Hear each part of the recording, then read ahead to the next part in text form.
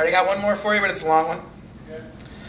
I beg of you to ask the right question. I beg of you to ask how I am. And I beg of you to care when the response is of far more information, is far more of a display of emotion than you expected.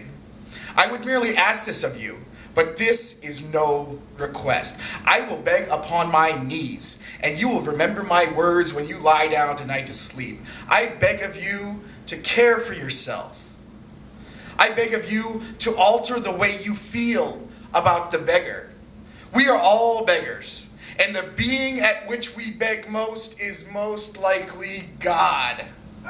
Some pretend there are many gods, some pretend there is one, some pretend there is no God at all. But I'd like to pretend that if gods exist, they are the greatest celebrities of all and prefer their privacy. And if no gods exist, then there is little harm to come from raw belief. There is only harm to come about from our actions and the words pushed between our lips. And when harm does come of these, we will accept any excuse that arises to tell ourselves what is necessary to push the day's events to the side and trade blows with the next sunrise, the next meal, the next second that passes.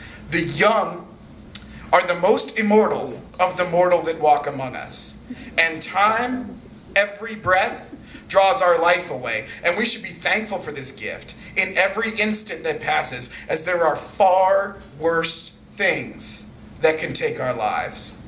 For our lives will surely be taken.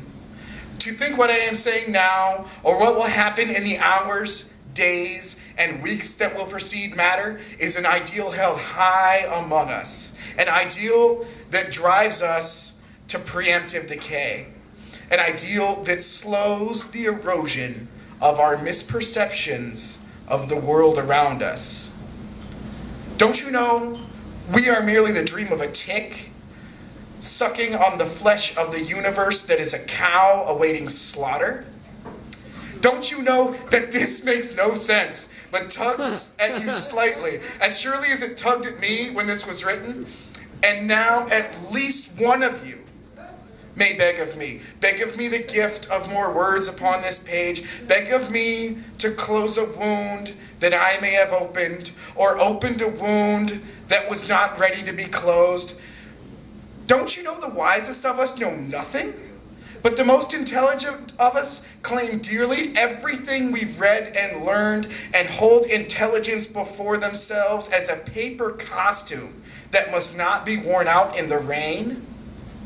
We tell ourselves what we must to take what we internally insist is the proper turn at is what sometimes improbable speed. The limits are comfortable to live within, and everyone, including you, will tell you what a good deed you've done staying within them. But to stride boldly beyond these limits resets them in others' eyes, so that they may fall within what you have just achieved, so that you can stride boldly beyond this non-existent boundary once again. I beg of you to know that these words of strength rise from the deepest pool of weakness and fault, and I beg of you to plunge within its depths. So what is the point?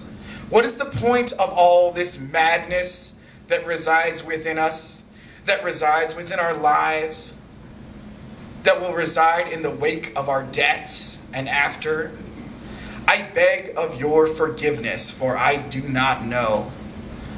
So if you find the point, my friends, if you even imagine you have found a single variable in an equation that is infinite, your only obligation is to share it. And this obligation will drag you through the mud and thorns of others' opinions.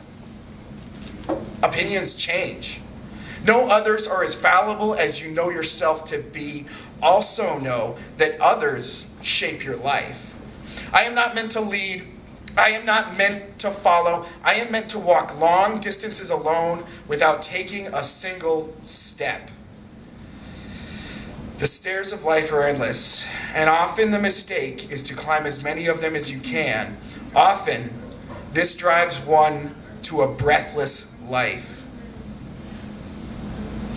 You will die in this corpse-clogged stairwell, but do not be afraid, for you are meant to.